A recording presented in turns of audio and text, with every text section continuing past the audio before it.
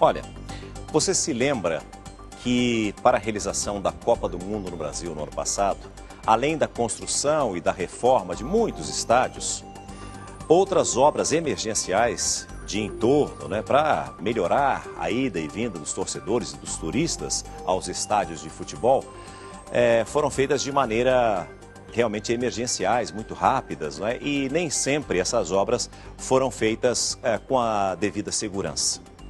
Há exatamente 1 ano e 1 mês, 2 pessoas morreram no desabamento de um viaduto que estava sendo construído para a Copa do Mundo de Futebol aqui no nosso país.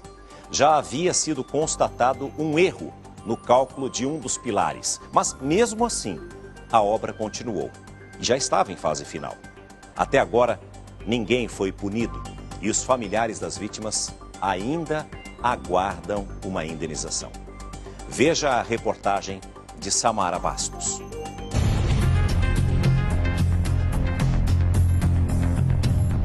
Vidas interrompidas brutalmente. O mundo não foi feito para a mãe enterrar filho, né? Então aquilo para mim foi como se o mundo estivesse acabando para mim ali naquele momento. Você vê tanto sonho que a gente tinha e de uma hora para outra assim. Porque você não perde, né? Eu, no meu caso, eu não perdi meu sonho, não. Eles tiraram ele de dentro da minha casa. Então é difícil. O choro inconsolável de 2 famílias que sofrem com a saudade. A saudade só aumenta, né? Porque a gente fica sempre naquela esperança de que ela está viajando e que um dia ela vai voltar. Mas esse dia nunca chega. Como marido, como pai para meus filhos, como meu amigo. Para tudo ele faz falta.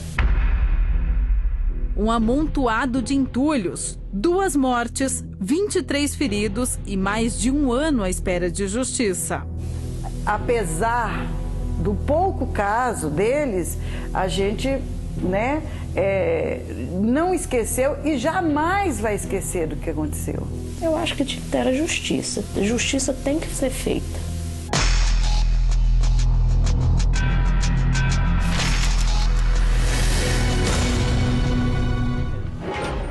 Quinta-feira, 3 de julho de 2014, véspera do Brasil entrar em campo contra a Colômbia na Copa do Mundo. O país vestia verde e amarelo. O ônibus que Hannah dirigia também era amarelo. E foi nele que ela perdeu a vida. Ana Cristina dos Santos é a caçula de Dona Analina e seu João. Ela morava com os pais e a filha, que na época tinha 6 anos. A jovem, de 24 anos, foi atingida por um viaduto. A obra era uma das que seriam entregues durante a Copa do Mundo para facilitar o trânsito em Belo Horizonte, capital mineira. A construção estava em fase final, mas pouco antes de ser liberada, a estrutura cedeu. Saber que tudo aconteceu a troco de nada, por causa de uma Copa do Mundo. Hannah era motorista de ônibus há pouco mais de 2 anos. No dia do acidente, ela voltava do centro em direção ao bairro com cerca de 20 passageiros. O viaduto caiu exatamente em cima da jovem. Para mim, é o pior lugar que pode existir, né? O lugar que levou minha filha embora, né? O que sobrou do viaduto foi demolido meses depois da tragédia. Hoje, a rua em nada se parece com o dia em que Hannah e Charles morreram. Mas voltar ao local ainda é difícil para a família. Essa é a 2ª vez que o seu José e a dona Analina voltam aqui ao local do acidente. Para eles é muito dolorido estar aqui. A região fica bem perto da casa de onde eles estão morando. Mesmo assim, eles evitam passar, sempre estão mudando de rota. Porque olhar isso daqui, saber que a Hannah faleceu aqui, dói, dona Analina. Dói muito. É uma dor muito grande que a gente sente na hora e parece que na hora que eu passo, apesar de eu não ter vindo no local, é como se eu visse o viaduto caindo naquela hora, assim, em cima do ônibus. Dona Analina e seu José souberam da morte da filha pelo rádio do carro. Então, na hora que ele ligou, o sogro do meu filho estava dando uma entrevista e ele virou e falou assim: que ele tinha acabado de encontrar a filha dele, né? A menina estava com algumas escoriações, mas para infelicidade da família, ele tinha acabado de saber que a motorista do ônibus, cunhada da filha dele, tinha falecido no local. Para mim, aquela hora, o mundo tinha acabado.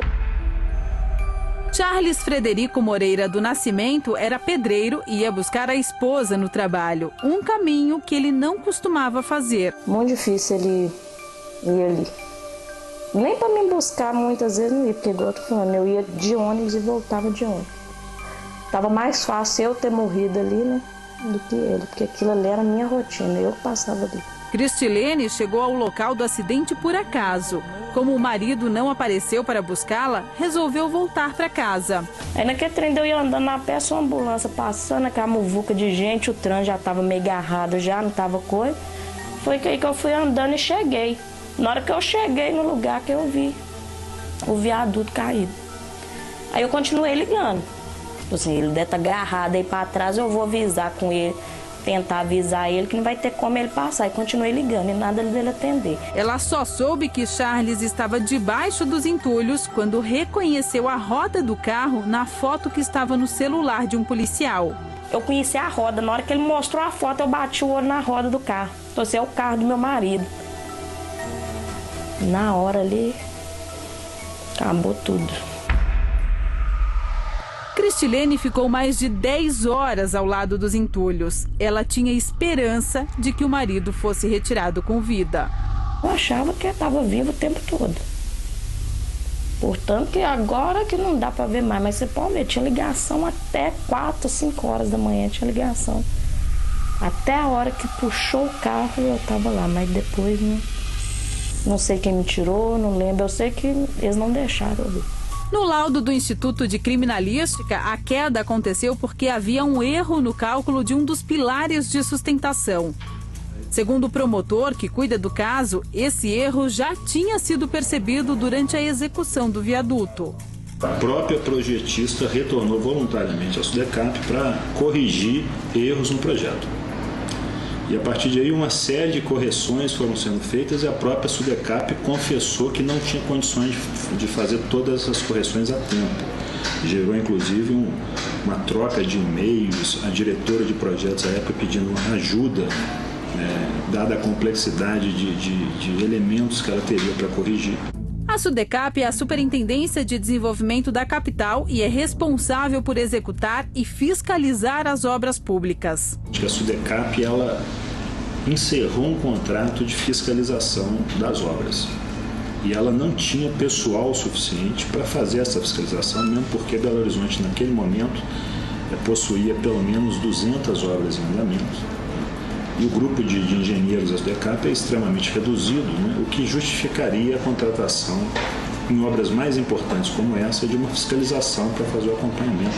E a SUDECAP optou por cancelar esse contrato, então favorecendo a ausência de fiscalização.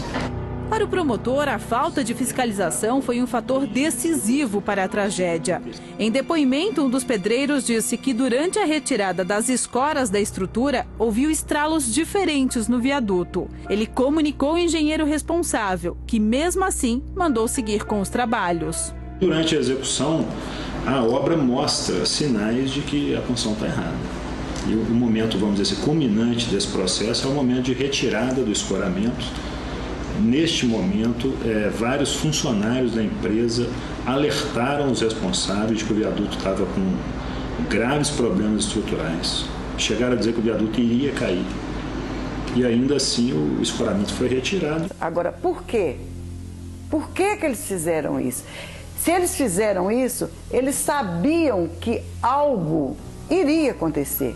Eles podem não saber que ia acontecer da forma que foi, mas que alguma coisa de muito grave ia acontecer.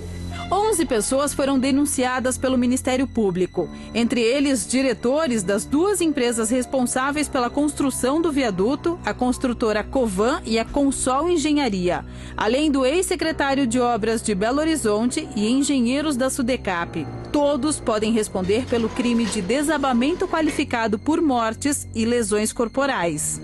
A pena pode até se aproximar, em tese, da própria pena do homicídio. O processo ainda será encaminhado para o juiz. Só depois disso, os denunciados serão ouvidos. Eu gostaria que os culpados pagassem pelo que eles fizessem. No mínimo, que eles tomassem uma cadeia, que eu acho que é impossível, mas que pelo menos eles perdessem o diploma, o direito de exercer a função deles, para que eles não façam novamente o que eles fizeram. Até agora, as famílias não foram indenizadas. Uma das empresas responsáveis pela obra pagou 2 meses de assistência psicológica para a filha de Hannah e a esposa de Charles. Mas depois disso, cada família teve que se virar para continuar com o atendimento. Falaram que não ia pagar mais, e se eles falaram com a própria psicóloga que eles não iriam pagar mais, então aí eu tive que pagar, né, porque estava devendo a psicóloga, aí eu tive que pagar. Então, assim, nós não tivemos assim, ajuda nenhuma. De prefeitura não tive ajuda, não tive nada. Apoio, nada. Era Charles quem mantinha a casa. Depois da tragédia, Cristilene não conseguiu mais trabalhar. Hoje ela faz faxina e mal tem condições de pagar as despesas básicas da casa. Tudo é por minha conta. Água, luz, comida, tudo. Eu ajudo meu pai, tudo é por minha conta. Não, minha filha, você pode olhar a mesa, tem que esperar a mesa, você tem coisa, você pode olhar minha geladeira, não tem nada. A gente vai empurrando, igual eu tô falando com você, tem que empurrar até ver aonde que Deus vai levar. Pressa para entregar a obra, erro de cálculo, falta de fiscalização, indícios de uma tragédia já anunciada, mas que mesmo depois de concretizada, nada foi feito. Um sofrimento que só aumenta enquanto as famílias esperam pacientemente uma possível resposta da justiça. Me pergunto o que mudou na minha vida. Tudo. O que mudou na vida dessas pessoas? Nada. Porque nem para ser culpado, nem para ser julgado. A minha família é muito pequena. Se tivesse como, não é Deus levar eu, não vai resolver.